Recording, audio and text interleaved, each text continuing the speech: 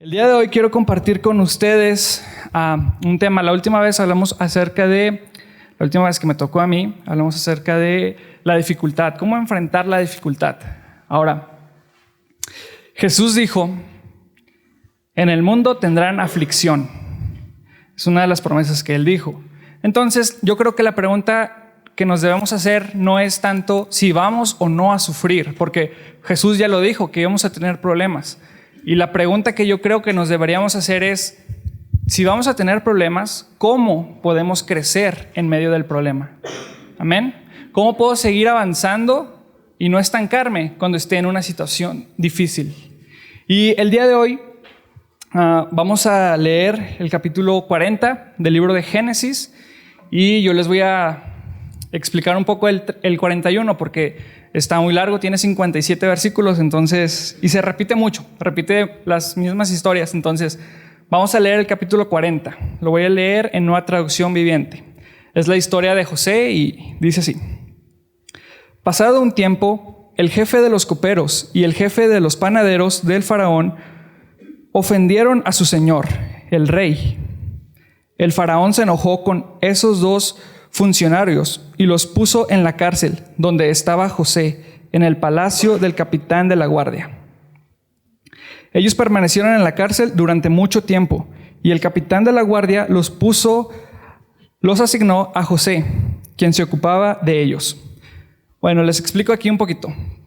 José es uno de los hijos de Jacob y ya ha pasado varias cosas difíciles en su vida. Primero, sus hermanos lo odiaban mucho, de manera exagerada, que primero lo pensaban matar, lo golpearon, lo aventaron a un pozo y tuvo suerte porque no tenía agua, entonces no se ahogó, pero pues el golpazo que se llevó, me imagino.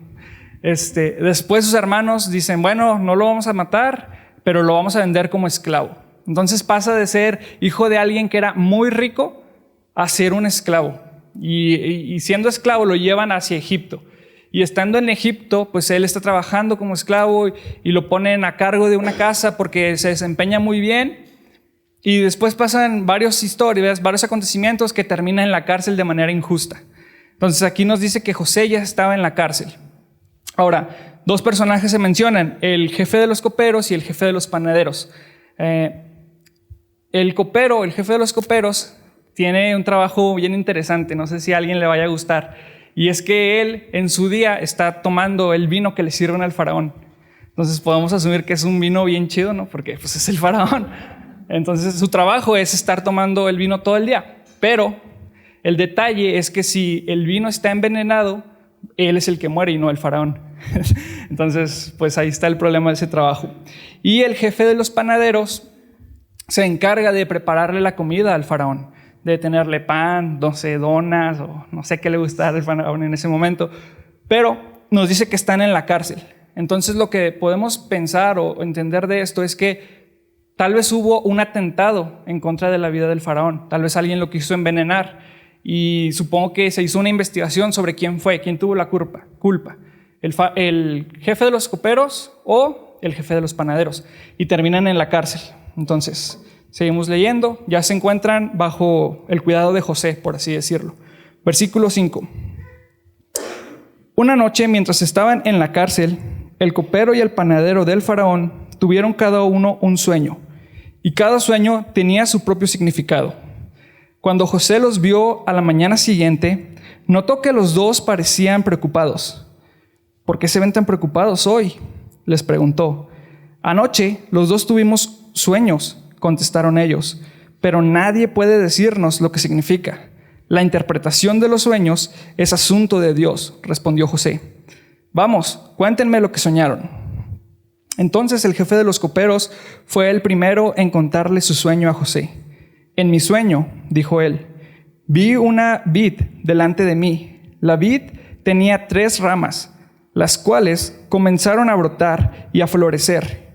Y en poco tiempo produjo racimos de uvas maduras. Yo tenía la copa del faraón en mi mano. Entonces tomé un racimo de uvas y exprimí el jugo de la copa. Después puse la copa en la mano del faraón. El sueño significa lo siguiente, dijo José. Las 3 ramas representan 3 días. Dentro de 3 días, el faraón te levantará y te pondrá nuevamente en tu puesto, como jefe de sus coperos.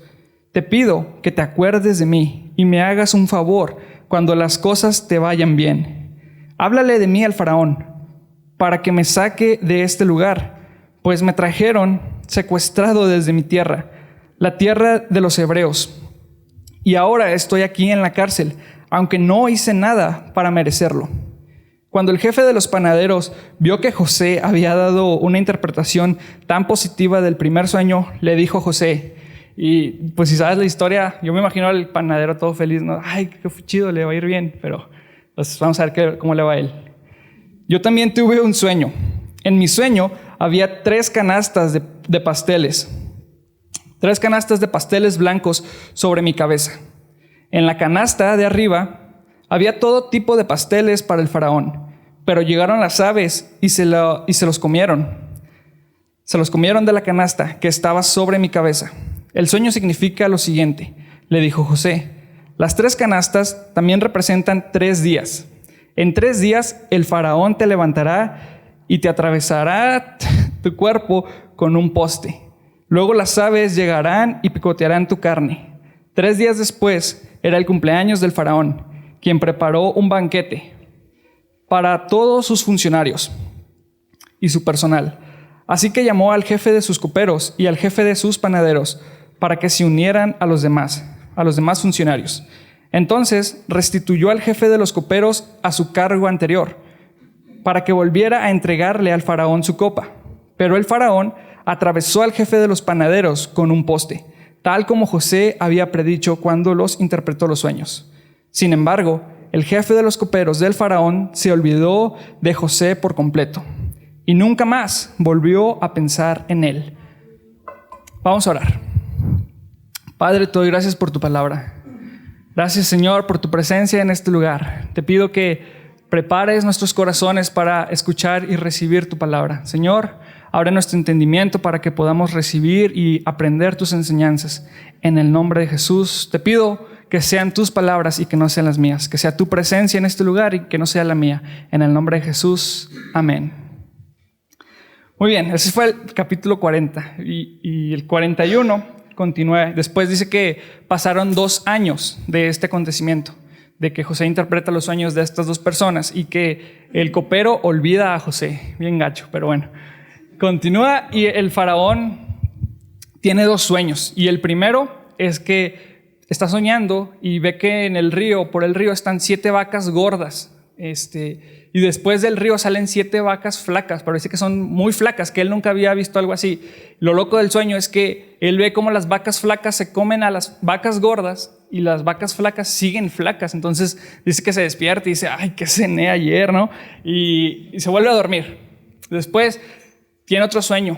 Ve 7 espigas así todas bonitas, bien crecidas, y después ve igual 7 espigas flacas y feas, y las espigas flacas y feas quitan o absorben a las buenas espigas y se quedan igual. Entonces se vuelve a despertar y llama a sus adivinos, a sus consejeros, a sus sabios, y ya trae a Walter Mercado, ¿no? Y le dice, oye, ¿qué soñé? Se ríen, pero espero que no hayan perdido su dinero ahí. Y les dice, ¿qué soñé? Y nadie sabe. Entonces en ese momento el copero dice, yo hace 2 años debí de haberle dicho, pero estaba en la cárcel y conocí a un hombre que interpretó mis sueños y fue acertado su interpretación. Entonces le dice, yo creo que deberíamos traerlo. Y el faraón lo trae a José y le cuenta los sueños y José le interpreta los sueños. Primero le dice, la interpretación de los sueños es de parte de Dios, yo no puedo hacer nada. Y el faraón le cuenta su sueño y José interpreta este sueño. La interpretación es que van a venir 7 años de bendición, de prosperidad sobre la tierra. Pero al pasar los 7 años, van a llegar otros 7 años, pero de escasez, de hambruna. Entonces José le dice, yo creo que debes de aprovechar los 7 años buenos para recolectar comida, para recolectar provisión, y cuando pasen los 7 años difíciles, vas a tener suficiente para alimentar a todo el pueblo. Y el faraón lo pone como su segundo. Entonces José pasa de ser un esclavo en la cárcel a ser el segundo hombre más importante en todo el mundo. ¿Cómo? La pregunta es, ¿cómo puedo crecer en medio de la dificultad? Entonces, todos hemos escuchado que la dificultad te ayuda a crecer. Y eso no es del todo cierto. La dificultad te ayuda a crecer si la enfrentas de la manera correcta, si atraviesas la dificultad de la manera correcta. Porque todos hemos conocido a personas que pasan un momento de prueba, un momento difícil en su vida, un momento de pérdida, y no se levantan de ese momento o luchan con las secuelas de ese momento por mucho tiempo. Entonces la dificultad no siempre te hace crecer. Pero yo creo que igual conocemos a personas que atravesaron un momento difícil, pero con la actitud correcta. Y estas personas crecieron, se fortalecieron, maduraron a través o a raíz de un proceso difícil en su vida. En la semana yo estuve hablando con una persona acerca de la gratitud y me decía, es que ser agradecido todos deberíamos de ser, y pues sí, todos debemos ser agradecidos. Y gratitud todos deberíamos de tener, y sí, todos deberíamos de tener gratitud. Y me decía esta frase, es que ser agradecido es bien fácil. Y ahí fue donde le dije, no es cierto. Porque es fácil ser agradecido para los que son agradecidos. Porque si fuera fácil, todos lo haríamos. Todos seríamos agradecidos todo el tiempo. Pero yo creo que a veces en la monotonía de nuestras vidas, en el día a día, damos por hecho ciertas cosas que perdemos de vista lo bueno que tenemos, lo bueno que es Dios con nosotros. Entonces estábamos hablando de este tema de la gratitud. Y yo le dije, bueno, es que yo conozco una persona que es bien rara porque ha atravesado momentos bien difíciles en su vida, momentos de escasez económica, momentos de enfermedad en sus familiares, pérdidas de sus familiares, y su actitud siempre es positiva, siempre es optimista. Y obviamente pues la pérdida, las dificultades duelen y llegan a la vida, pero la manera en que los enfrentamos marcan la diferencia. Si crecemos, nos estancamos o vamos hacia atrás. Entonces la pregunta no es ¿cómo evito la dificultad? Como ya dije, Jesús dijo que íbamos a tener dificultad. Pero la pregunta es ¿cómo enfrento la dificultad? ¿Cómo crezco en medio de la dificultad? Entonces tengo 5 puntos el día de hoy. El primer punto es la actitud correcta es el servicio. La actitud correcta es el servicio. Vemos que José estaba en la cárcel de manera injusta y me encanta su actitud porque él, a pesar de todo lo que ya ha vivido, de todas sus adversidades, él se encuentra sirviendo. Su actitud es, a pesar de mi dolor, a pesar de lo que yo esté enfrentando en mi vida, voy a servir, voy a tratar de ser una bendición para las demás personas. ¿Por qué digo esto? Porque dice que él notó que el panadero y el copero se veían diferentes. ¿Qué tan atento tienes que ser tú con las personas para notar que alguien está triste en la cárcel? No sé si alguien ha estado aquí en la cárcel, yo no he estado, gracias a Dios, ni pienso estar, pero me imagino que cuando estás en la cárcel, pues estás triste, ¿no? Tienes, pues no sé, ansiedad, estás enojado, estás preocupado, y José se da cuenta que ellos tienen algo diferente, que un cambio sutil él lo puede detectar. ¿Por qué? Porque estaba al pendiente de ellos, estaba sirviendo que el jefe de la cárcel lo pone como jefe, le entrega el control de la misma cárcel. Y José tiene esta actitud de servicio. Pero no solamente José, sino que esta misma actitud la veo con Jesús. Porque, ¿qué es lo que Jesús hace el último día de su vida aquí en la tierra? ¿Qué es lo que les dice a sus discípulos? Le dice, ahí se ven, déjenme, voy a ir a la playa, es mi último día, y una cenita viendo el mar. No, Jesús les lava los pies a sus discípulos. Jesús es el mejor ejemplo de servicio en la dificultad. ¿Por qué? Porque Él, estando en la cruz, crucificado, lastimado, herido, a punto de morir, ve a su madre que es viuda y le había hablado de su mejor amigo y le dice, te encargo a mi madre. Sigue viendo por los demás en vez de preocuparse. Imagínate a Jesús andar diciendo, qué gacho esto de tener hambre, qué gacho esto de andar caminando, ya tengo hinchados mis pies, ¿no? No sé, imagínate, estaba en el cielo, llega a la tierra y en vez de preocuparse por sus necesidades, por sus problemas, por el dolor que estaba atravesando, por sentir el rechazo de la gente, por sentir la traición, Él sigue todos los días y a pesar de sus dolores, teniendo una actitud de servicio. Lo peor que podemos hacer cuando enfrentamos una una dificultad de nuestras vidas, es centrarnos en nosotros mismos, es concentrarnos en nuestro problema. Y no te estoy diciendo que te sientes culpable si has tratado de encargarte de tu problema. Yo creo que es lo natural, es lo lógico. Pero cuando hacemos esto, hacemos más grande el problema. Hay 2 puntos por los que yo creo que debemos de tener una actitud de servicio al momento de enfrentar situaciones difíciles. La primera es porque nos da un mayor propósito. Podemos decir, estoy pasando un momento feo, me duele esta situación, pero ¿sabes qué? Estoy ayudando a alguien más y pues al menos estoy siendo de bendición para su vida. Al menos Dios me sigue utilizando en este momento de dificultad para bendecir a alguien más. La segunda razón es que si nos concentramos en nuestro problema, se hace más grande. Y este es un tema de perspectiva. Si nosotros estamos viendo una cosa y solamente vemos esa cosa y nos concentramos y enfocamos toda nuestra atención a esa cosa, la vamos a ver más grande y nos va a tapar nuestra visión, nos va a tapar nuestra visibilidad. Y es lo mismo que pasa con los problemas. Al concentrarnos o al enfocar toda nuestra atención en querer resolver el problema o en ver la dificultad de la situación, nos olvidamos que tenemos un Dios más grande que el problema. Nos olvidamos que tenemos gente que nos está apoyando, gente que nos puede bendecir y nos puede ayudar a salir de esta dificultad, o gente que nos está respaldando en medio de la dificultad. Más importante, nos olvidamos de que Dios mismo tiene el control de toda la situación, que Dios mismo nos va a abrir la puerta y va a tener cuidado de nosotros para sacarnos de esa dificultad. Entonces, la actitud correcta es la actitud de servicio. José tenía una actitud de servicio, Jesús tenía una actitud de servicio. El segundo punto es que Dios habla de maneras inusuales. Me llama mucho la atención este punto porque vemos que Dios se comunica con el panadero, con el copero y con el faraón a través de un sueño. Lo más increíble de esto es que ellos, los 3, no conocían a Dios, no tenían comunión con Él. Entonces eso me llama la atención porque quizá Dios siga haciéndolo hasta hoy en día. Y nosotros creemos que Dios sigue hablando el día de hoy. ¿Tú quieres que Dios te hable? Abre tu Biblia. Ahí Dios te va a hablar. Dios habla de muchas maneras, pero yo creo que la principal que Él utiliza hoy en día es su palabra. Entonces, si queremos escuchar la voz de Dios, vamos a estudiar su palabra, a ver qué es lo que Dios nos está comunicando. Pero no creo que sea la única manera en que Dios nos habla. Dios nos puede hablar a través de sueños, Dios nos puede hablar a través de una visión, Dios nos puede hablar a través de un pensamiento que llega a nuestra mente, a nuestro corazón, y sabemos y reconocemos que no vino de nosotros, sino que Dios es quien lo puso ahí. Entonces yo creo que Dios sigue hablando de diferentes maneras. ¿Por qué menciono este punto? Si tal vez para nosotros es pues lógico, es algo normal que Dios nos hable. Porque si hay personas que dicen Dios ya no habla.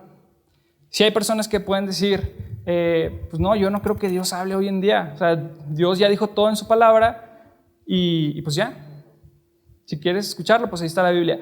Y sí, todo lo que nosotros escuchamos, recibimos de parte de Dios, tenemos que atravesarlo a través del filtro de su palabra.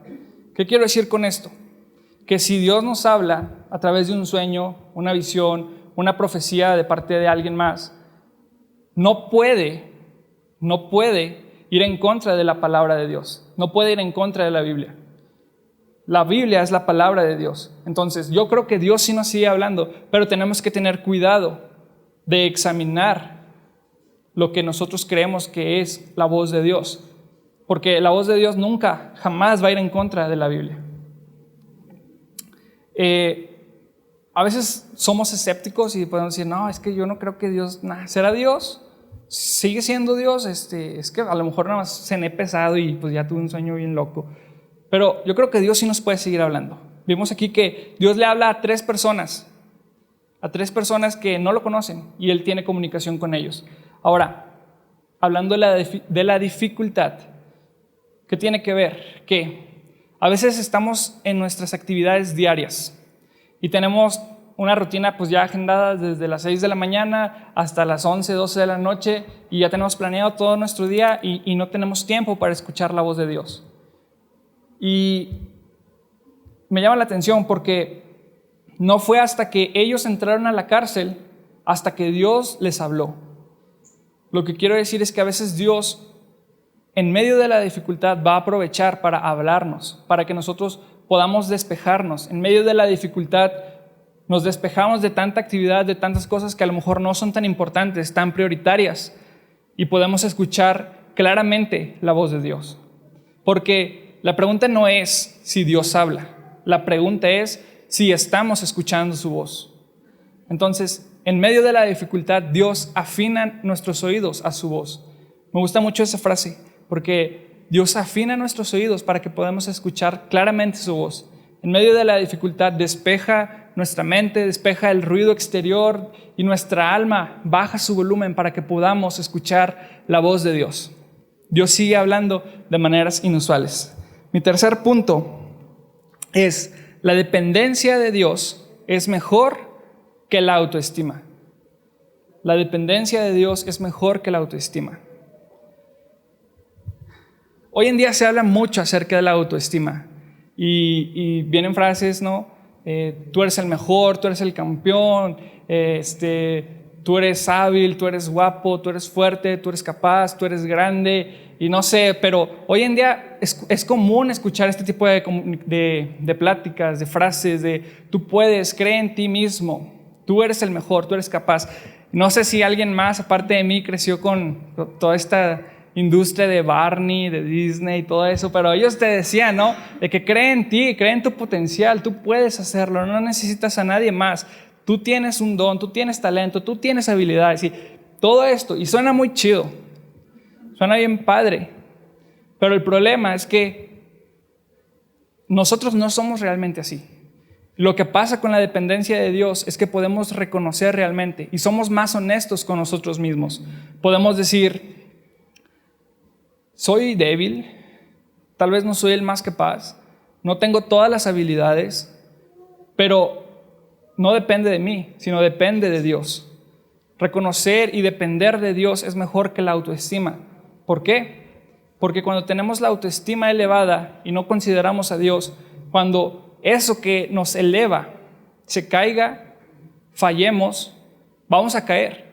Sin embargo, si tenemos la dependencia de Dios, si dependemos totalmente de Dios, si todo lo que hacemos lo hacemos confiando que es Dios en nosotros, creyendo que es Dios en nosotros, vamos a poder hacerlo. ¿Por qué? No porque tengamos la habilidad, ni el conocimiento, ni las capacidades en nosotros mismos, sino porque es Dios quien nos da la capacidad, el conocimiento y las habilidades para desarrollarlo. Si Dios nos ha dado un propósito en nuestra vida, no es a través de nuestro esfuerzo humano que lo vamos a conseguir. Es a través de depender de Él, que Él va a poner en nosotros la capacidad y las habilidades para poder conseguir ese propósito en nuestras vidas. Y me encanta que José le dice: la interpretación de los sueños depende de Dios. Lo dice 2 veces. Primero al copero y al panadero, después al faraón. Y me encanta el cambio que tiene, porque al inicio de su historia él era un personaje, una persona orgullosa.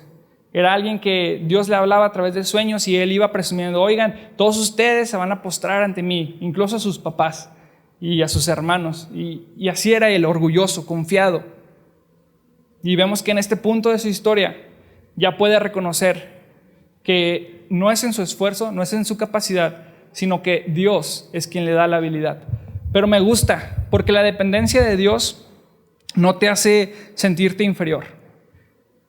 Tú sabes que no eres tú, que no son tus habilidades, pero eso no te hace sentirte inferior, porque José le dice a los coperos y le dice al faraón: interpretar los sueños depende de Dios.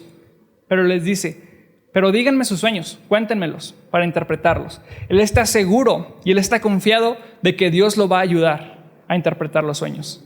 Y es lo mismo que pasa con David cuando pelea contra Goliat. Le dice: tú vienes a mí con espada, y David no le dice: yo vengo con mis piedritas, soy bien bueno para lanzarlas, soy bien bueno para pelear con osos. No le dice eso, le dice: yo vengo en el nombre de Dios. Es esta dependencia hacia Dios que nos hace hacer cosas que nosotros ni imaginamos, cosas que nosotros veríamos como imposibles. A través de depender y confiar totalmente en Dios es que podemos hacer esas cosas. Y Hay otra cosa aparte de la autoestima, y es la falsa humildad.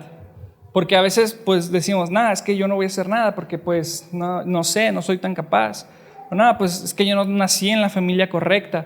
Nada, no tuve las oportunidades suficientes, o no soy hijo de tal persona, o no tengo tantos contactos. Y esta falsa humildad no es lo que Dios nos enseña. Dios no quiere que seamos falsos en humildad, ni tampoco quiere que seamos orgullosos de decir yo puedo solo.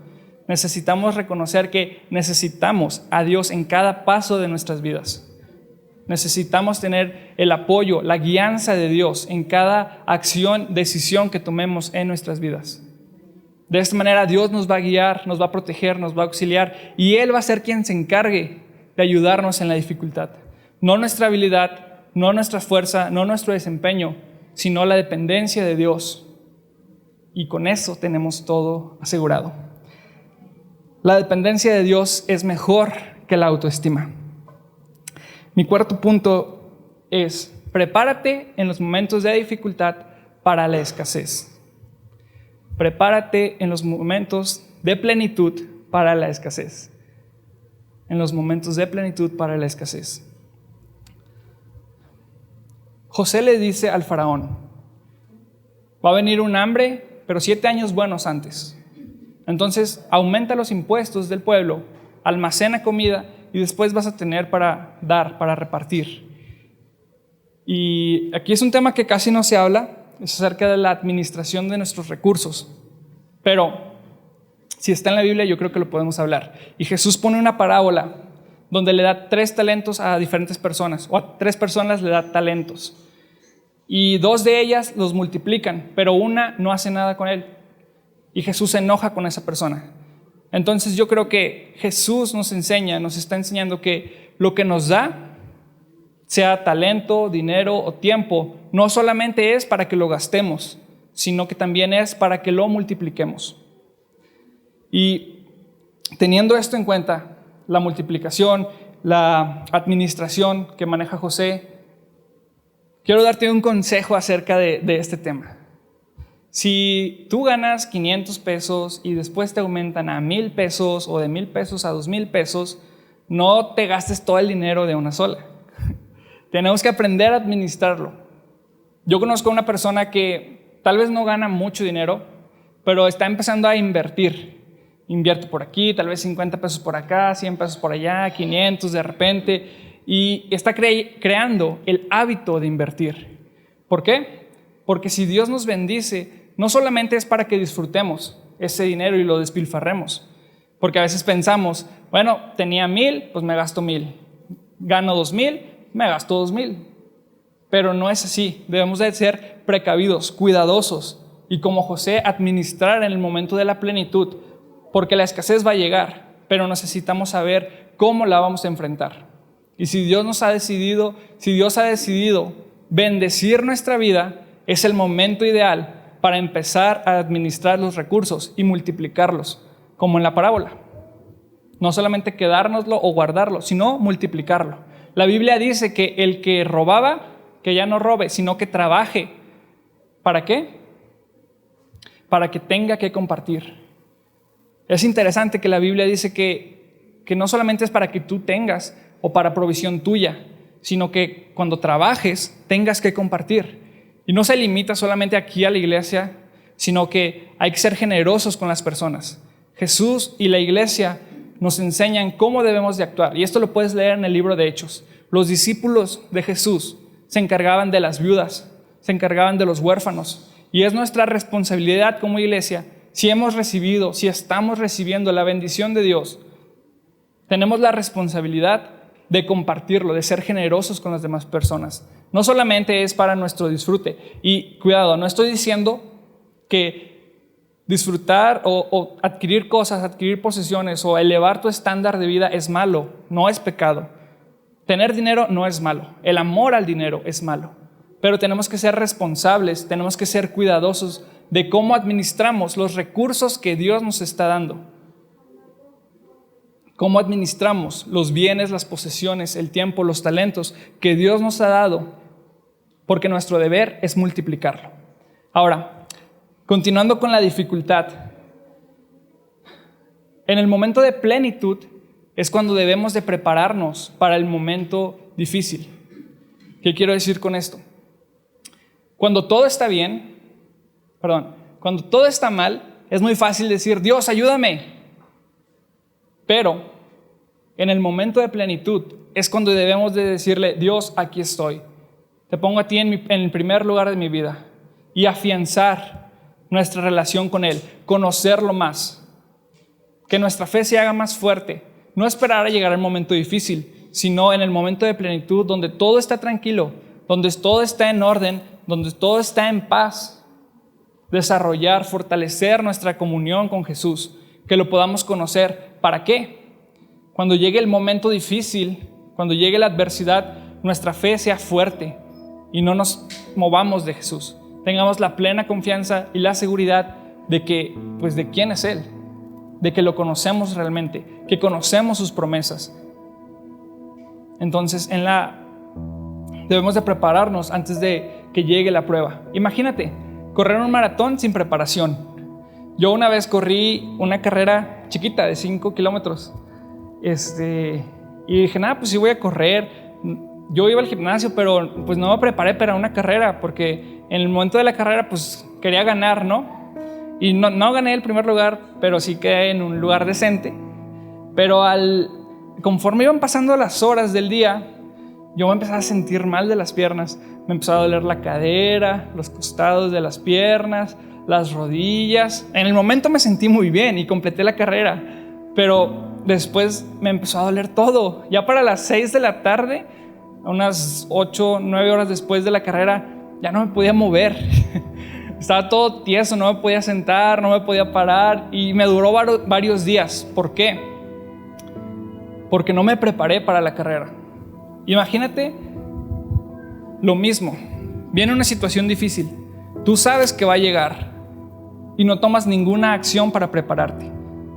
Ni siquiera administras tus bienes, no dedicas tiempo a madurar tu relación con Jesús, no dedicas tiempo a Él en los momentos plenos y en la dificultad.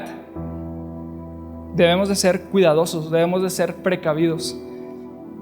Otro ejemplo de esto es que, no sé, aquí, antes de la pandemia, me imagino, cuando vas en el camión, ¿no? y ves que alguien, no sé si aquí se pongan tan llenos como en Monterrey, pero vas parado y te avientan, ¿no? Y van pasando y todo, pero pues ya sabes, ¿no? Ahí viene el golpe avisa, ¿no? Y pues te pones duro y aguantas y no te mueves. Pero si no ves, pues vas a salir volando, ¿no? La otra vez estábamos jugando con Ángel y con Elías a chocar así de hombro. Y pues primero con Elías, pues ahí más o menos. Pero ya cuando llegó Ángel con nosotros, pues Elías salió volando casi, ¿no? Y eso que estaba preparado, estaba esperando el golpe. Entonces debemos de estar preparados para cuando la dificultad llegue a nuestras vidas. Jesús lo prometió, no podemos negarlo. Y yo sé que a lo mejor no es lo que queremos escuchar. No es un tema que tú digas, hey, lo recibo, amén, gloria a Dios, que venga. A lo mejor no estamos esperando, no queremos que llegue. Sin embargo, Jesús nos advirtió que iba a llegar la dificultad y debemos de ser precavidos y prepararnos para ese momento difícil. Prepárate en la plenitud para el momento de escasez. Mi quinto y último punto es: Jesús es un mejor José. Jesús es un mejor José. Todas las personas que estudian la vida de José ven que se relaciona mucho con la vida de Jesús, y incluso podemos decir que José es un modelo de Jesús en el Antiguo Testamento. Es una imagen de lo que vendría a ser Jesús. Tienen muchas similitudes, pero en estos versos, en estos capítulos, yo veo yo veo 4 específicamente. Y el primero es que José estaba en la cárcel, pero se enfocaba en atender a los demás. Y Jesús vino a la tierra y se enfocaba en atender a las demás personas. ¿Qué tiene de comparación la cárcel con estar libre en la tierra? Bueno, piensa que Jesús estaba en el cielo. No me imagino lo padre, lo chido que será estar en el trono, ¿no?, del universo entero. Poder hacer lo que quieras, tener total control, total dominio, total poder, crear y borrar cosas, eliminar, construir, dar vida, dar luz al universo entero.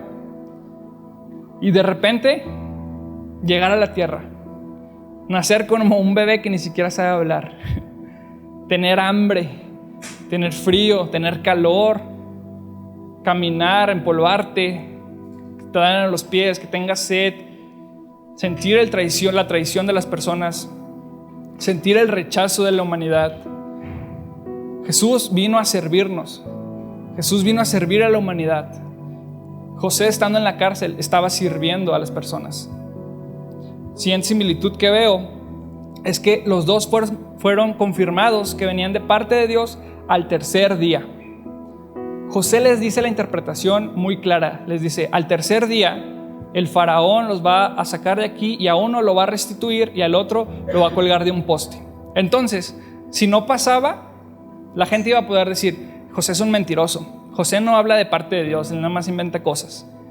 Pero se confirmó su interpretación justo cuando él lo dijo. Y Jesús fue confirmado Hijo de Dios, dice en Romanos, por la resurrección de entre los muertos. Que su resurrección fue tan potente, tan evidente, tan clara, que lo confirmó Hijo de Dios. Que las personas, sus amigos, no tenían duda de que él era el Hijo de Dios. ¿Por qué? Porque se levantó al tercer día. Se levantó con poder, con fuerza, venciendo la muerte, dejando la tumba vacía. Jesús fue confirmado Hijo de Dios. José fue confirmado que hablaba de parte de Dios. Ambos al tercer día. Siguiente similitud, es que los dos fueron olvidados.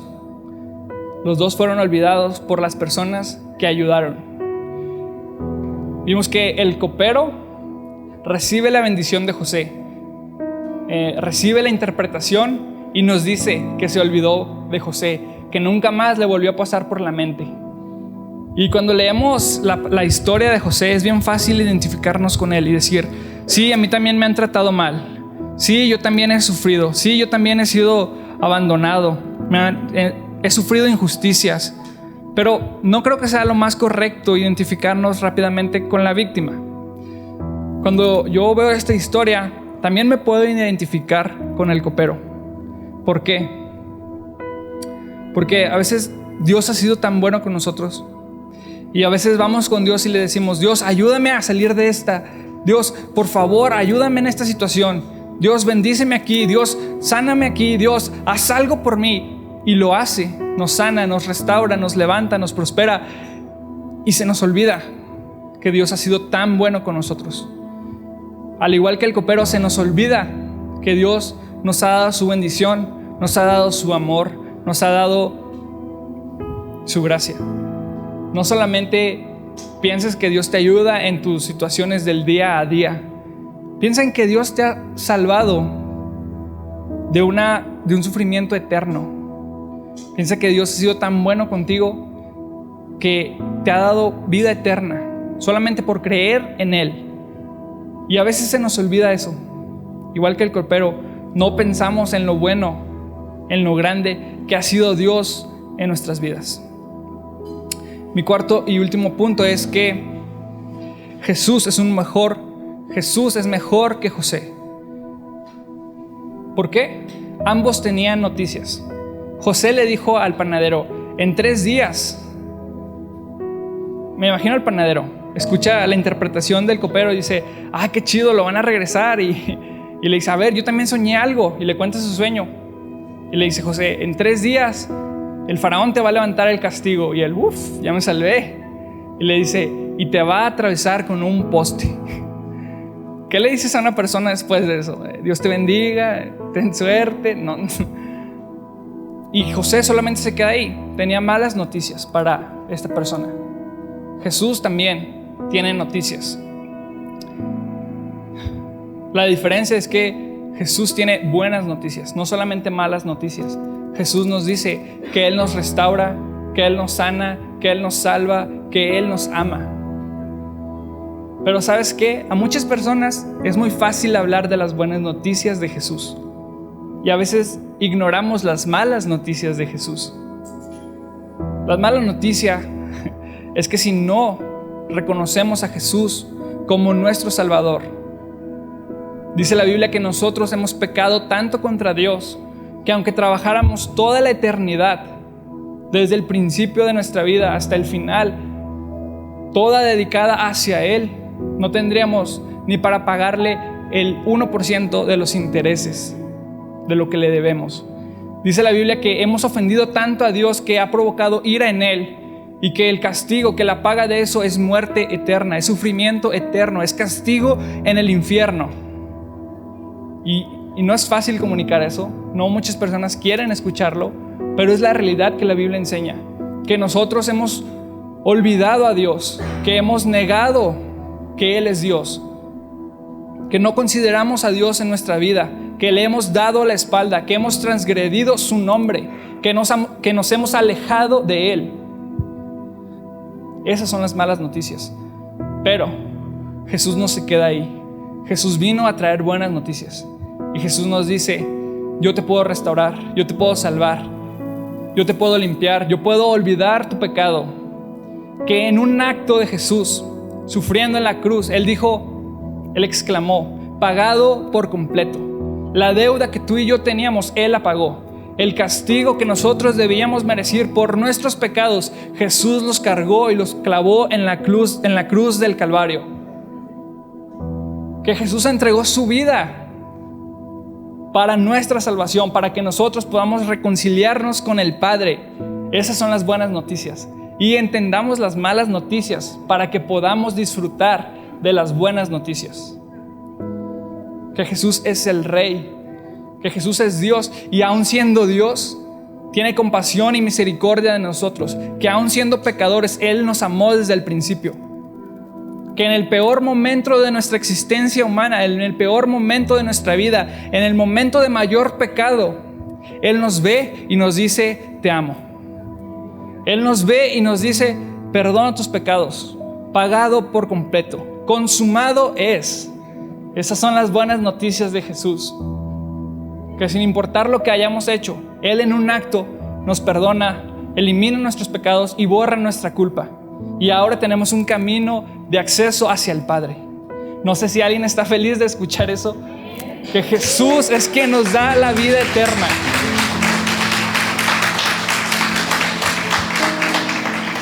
Y no es porque nosotros nos la hayamos ganado. No es porque a través de nuestro esfuerzo, nuestra dedicación, nuestras acciones hayamos convencido a Jesús de que diga: hey, tú eres muy bueno, te voy a salvar. Hey, me caes chido, ven al cielo. No es a través de eso, simplemente es porque Él nos ve y nos ama. Y su obra en la cruz hace que la ira de Dios, el castigo que debíamos de merecer, fue sobre Él. Y ahora el Padre nos ve como ve a Jesús. Qué increíble noticia. Que aún siendo pecadores, imperfectos, con errores, con deficiencias, Dios no nos ve y nos dice: hey, échale más ganas. Hey, te falta aquí. Hey, aún traes un pecadillo por ahí. Sino que nos ve en nuestro momento más débil y nos ve como si fuéramos Jesús. Que somos hechos hijos de Dios. Que Él no ve más nuestro pecado. Que Él lo sepultó en el fondo del mar para que nosotros podamos vivir como hijos de Dios. ¿Por qué no te pones de pie? ¿Me acompañas a orar? Y sabes, estas son las buenas noticias de Jesús. Que Él entregó su vida, que Él sufrió el castigo, que Él recibió lo que te tocaba a ti y a mí, para que nosotros podamos tener salvación, comunión con el Padre y vida eterna con Él. Solo por su gracia, solo por su amor, solo porque Él es fiel a sus promesas. Y Señor, te damos gracias por tu palabra. Gracias, Señor, por este increíble regalo que nos has dado. Gracias, Padre, por dar tu vida en rescate nuestro. Señor, te pido que nos ayudes, Señor, cada día de nuestras vidas a serte fieles, a seguirte, a caminar siguiéndote, Señor, que podamos reflejar quién eres tú. Señor, te pido que estos puntos que vimos, la actitud de servicio, prepararnos para el momento difícil, que tú nos sigues hablando, los podamos aceptar, los podamos asimilar y que podamos ser dependientes de ti, Señor, que podamos tener la confianza de que tú eres Dios, que tú nos has amado y que podamos crecer en los momentos de dificultad, no porque somos buenos, no porque somos fuertes, sino porque tú eres bueno, porque tú eres fuerte, porque tú lo puedes todo. Señor, te pido que toques a cada una de las personas, llega a su corazón, Señor, y que ellos tengan una transformación total, que ellos te puedan conocer.